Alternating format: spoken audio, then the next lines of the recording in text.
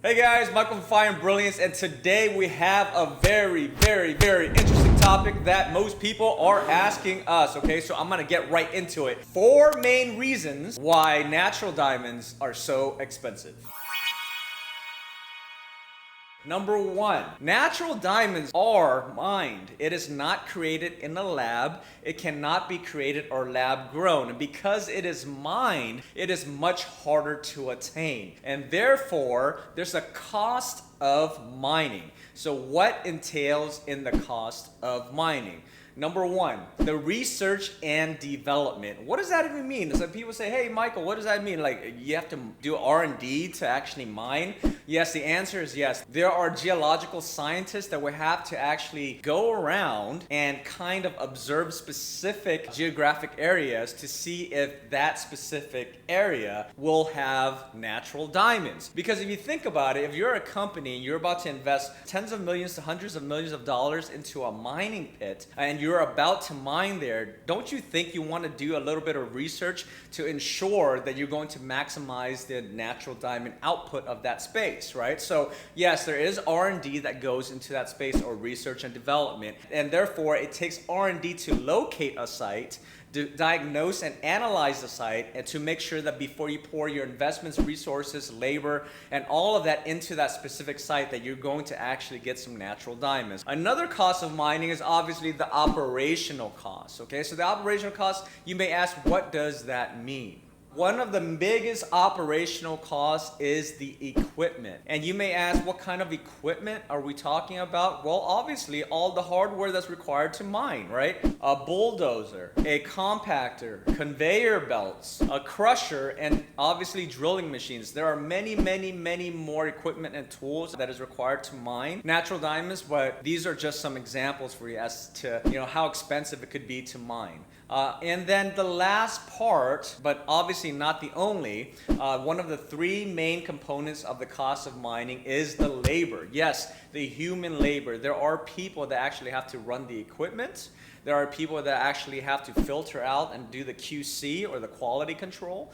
There are people that will have to inspect to make sure that everything is going well. And there's also obviously people that actually have to work inside of the mine. So these people do need to get paid. People do need to eat, right? So the cost of labor is another part of the cost of mining. So there you go. So that number 1 cost of natural diamonds is the cost of mining, and 3 of the main components of the cost of mining is the R&D, equipment, and the labor. Now, the number 2 reason as to why natural diamonds are so expensive is the cost of cutting. So you may ask, what do you mean, Michael? What is the cost of cutting? Well, here's the thing, right? Most people, when they think about diamonds, they're thinking about the natural, beautiful diamond that you see inside of a retail store. So many of you may already been to the mall or been inside a jewelry store, and you've thought to yourself, okay, well, these diamonds are beautiful. It's cut. There's a cushion shape, a round shape, a marquee shape,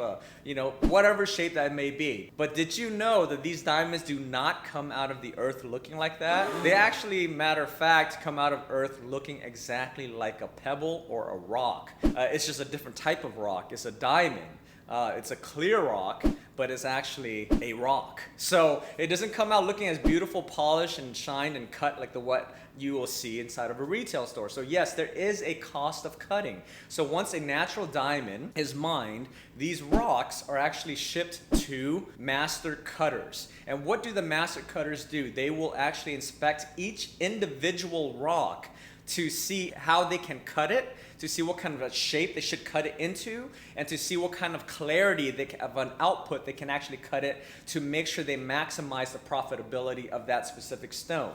And what does the cost of cutting entail? The cost of cutting requires hiring a master cutter, the actual cutting process or the labor, the equipment and tools to cut the gemstone, and last but not least, the quality control, the inspection, the analysis of the gemstone to ensure that it's a beautiful diamond before it's shipped off to a wholesaler. Now, the third reason why natural diamonds are so expensive is because of the number of hands that it has to be transferred in between in order for it to get to the retail store. What do you mean by that? Well, to simplify it, there are a bunch of middlemen in between the process, right? So from the time It is mined to the time it's sent to the cutters, to the time it's sent to the wholesalers, and before it goes to the retailer, there's an exchange of hands in between all of these parties. And guess what? All of these parties need to make a profit, because at the end of the day, no one works for free. Everyone's got to eat, right? So in order for the miners to actually make money, they do have to actually make a profit before selling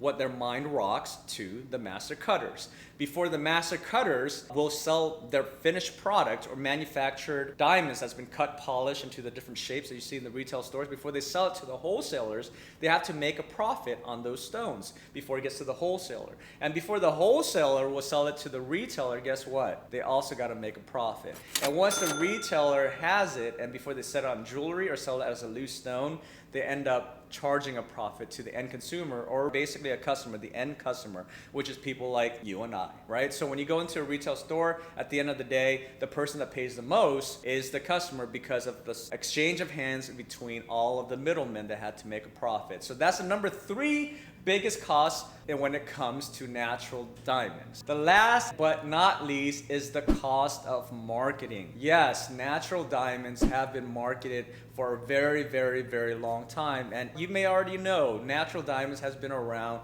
since the days of Marilyn Monroe, right? They've used her to market natural diamonds. They've used a lot of people over the years to actually market natural diamonds. The line that everyone knows, and many people do, is forever, is a very, very, very popular marketing slogan, and as a matter of fact, one of the best marketing strategies that's ever been created in the advertisement and marketing world. And therefore, in order for people to actually pay for these advertisements, guess what? They have to recoup that cost, and in order to recoup that cost, they have to sell the diamonds at a bigger markup to cover the cost of marketing. Let us know what you think. I mean, these are the costs that actually goes into creating a diamond from beginning to end. It goes from point A to point B. Everyone in between's got to make a little bit in order to survive, right? So at the end of the day, the end consumer will have to pay for all the markups in between the process, right? So do you think it's justified that at the end of the day, when you do purchase a diamond, that the diamond prices are that high? Let us know your thoughts in the comment section below.